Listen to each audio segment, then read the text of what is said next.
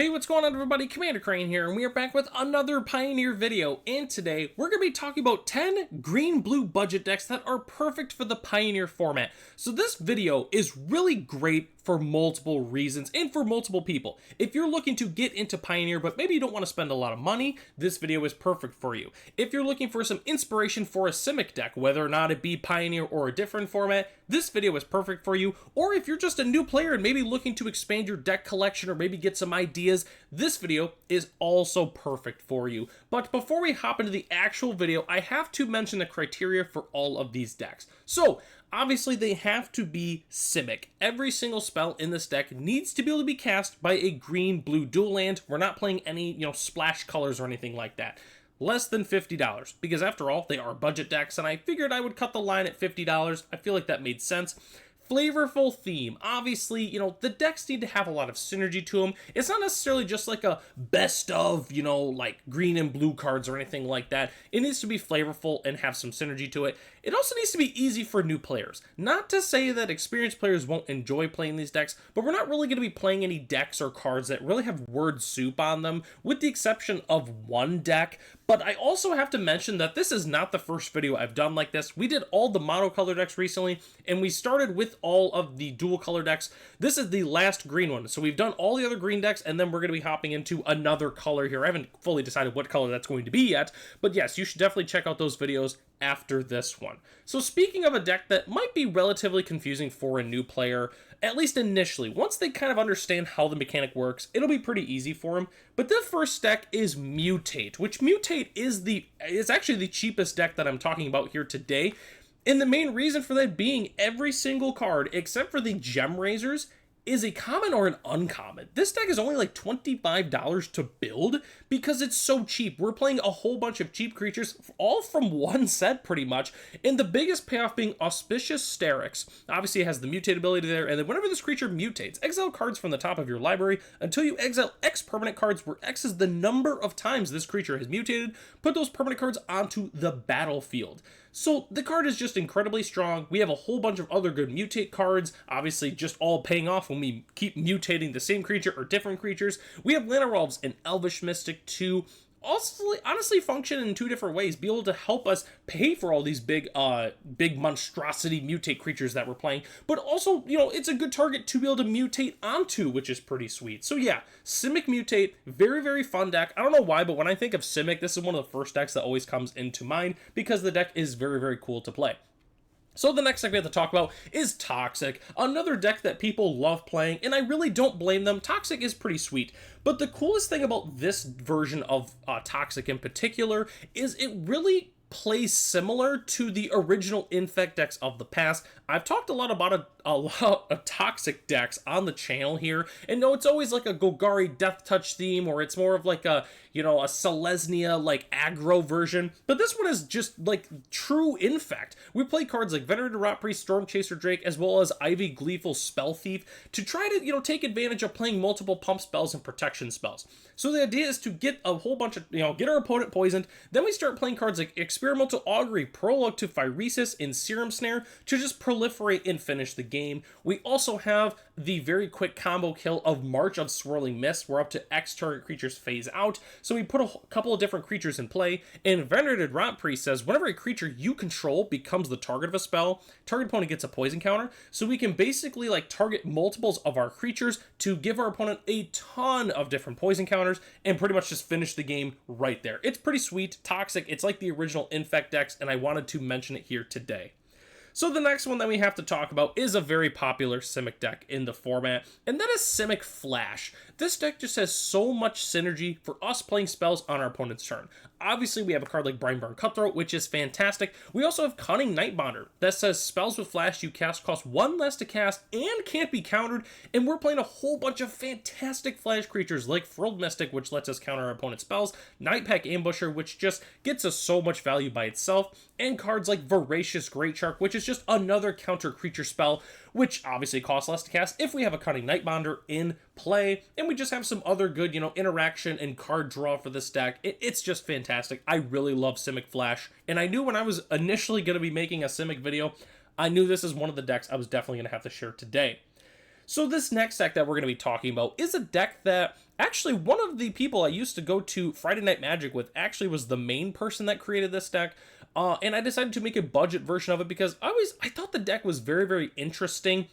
And it also plays a card that a lot of people of Standards past really love to play, and that is Simic Energy with Aetherworks Marvel. So this deck, what you're trying to do is build up a whole bunch of energy with cards like Thriving Turtle, Servant of the Conduit, Rogue Refiner, Woodweaver's Puzzle, Attune with Aether, as well as Glimmer of Genius. Then we're trying to activate Aetherworks Marvel. Pay 6 energy, look at the top 6 cards of your library. You may cast a card from among them without paying its mana cost and put the rest in the bottom of your library in a random order. So we're trying to put in these giant monstrosity creatures like the Tarrasque, Darksteel Colossus, and Worldspine Worm.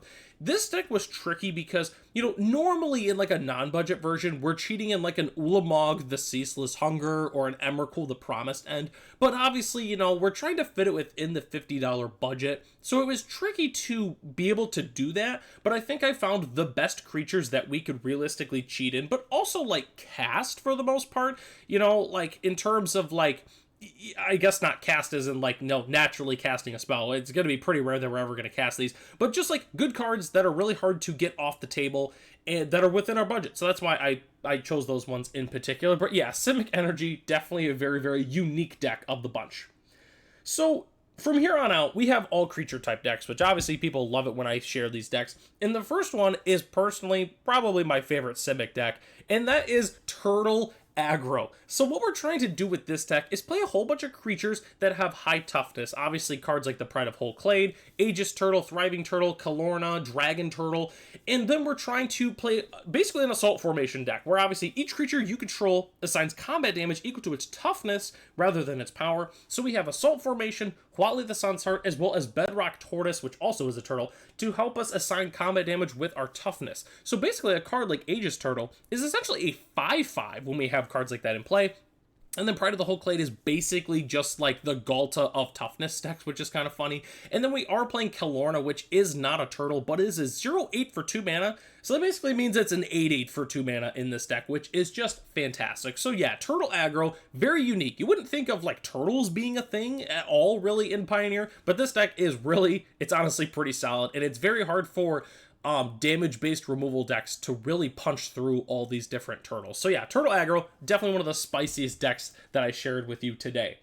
So the next one we have to talk about is Hydras. I love Hydras. I love ramping into Hydras, and I've always loved Hydras as a budget deck especially, because I always felt it was very strong.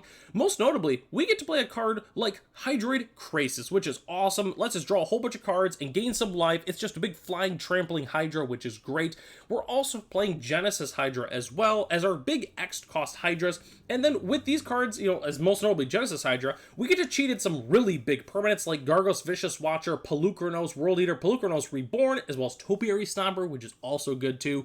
So it's a whole bunch of ramp, we put in some Hydras, and we finish the game off as quickly as we can. My favorite card in the deck personally is Gargos Vicious Watcher. I've always really liked the card. Being able to make our Hydras cost 4 less to cast, which is just kind of insane. And then if our opponent targets one of our creatures, we get to fight something, which is awesome. So yeah, big fan of Hydra ramp just in general. But if you like ramp decks, and maybe aren't the biggest fan of Hydras, you might like Elemental Ramp, which I think this deck is super underrated because of Risen Reef. I've always felt like Risen Reef is such a good card, but no one really plays it anymore. When Pioneer first started, a lot of people were playing Elemental decks just because of how good Risen Reef is, but it really fell out of favor, and I don't really ever see anyone playing it, and there's just some insanely good Elementals to play. Most notably, Cavalier of Thorns, Fecund Greenshell, as well as Titan of Industry are all just super strong elementals. We also get to play Thrix the Suddenstorm, which is a pretty sweet elemental in itself. So yeah, elementals is awesome. I don't know why people don't play this deck more, just elemental value decks in general, and I wanted to talk about one here today.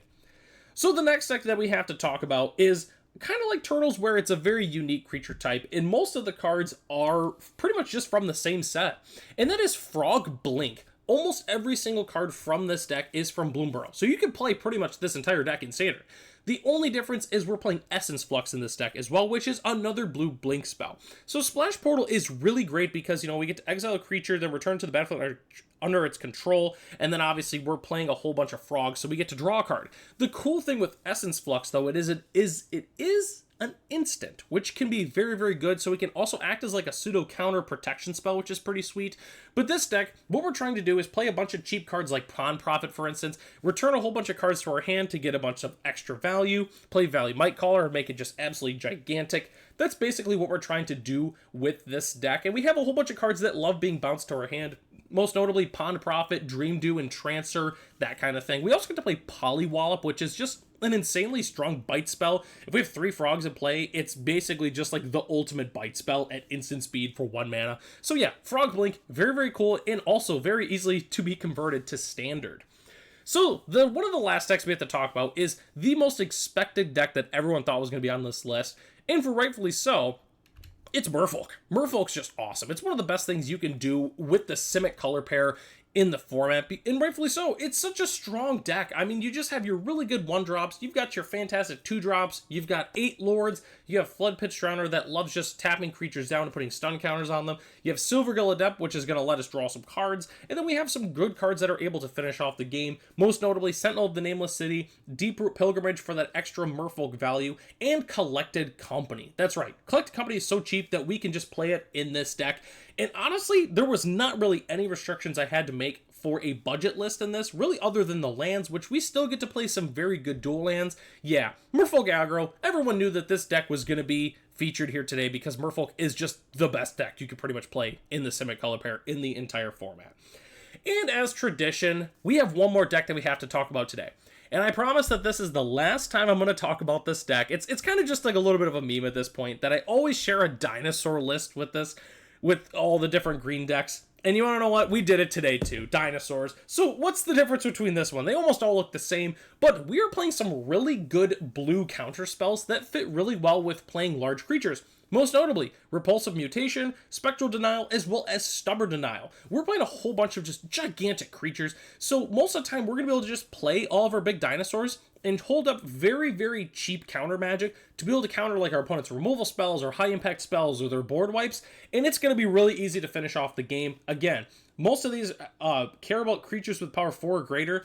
Every single one of our dinosaurs that we have in the deck is a creature with power 4 or greater. So it's not going to be hard to actually have any of these in play. So yeah, Simic Dinosaurs, I guess, is kind of funny, but I promise this is like the last dinosaur deck that we'll see for quite some time because I always like to feature it with the green decks, and this was our last green deck. So if you haven't checked out the other green deck videos, you definitely should check them out. But also let me know in the comment section below what you think about all these decks. Is there a specific deck that I should have featured here today that I did not? Just let me know what you think in the comment section. And that takes us to the end of the video here. Thanks so much for watching. The deck lists are in the description below if you'd like to check them out for yourself. Huge shout out to our channel members, Ralph, Matt, Arcadius, Ray, Gary, Saranoki, Michael D, our premium channel member, The Comic Cold, Jeremy P, and BG Stilts. If you're interested in being a channel member, it starts at $1 US a month, and you gain access to the exclusive Commander Crane Discord, as well as other features here on the channel. So, I'm Commander Crane, thanks for watching this video, and I hope to catch you in the next one.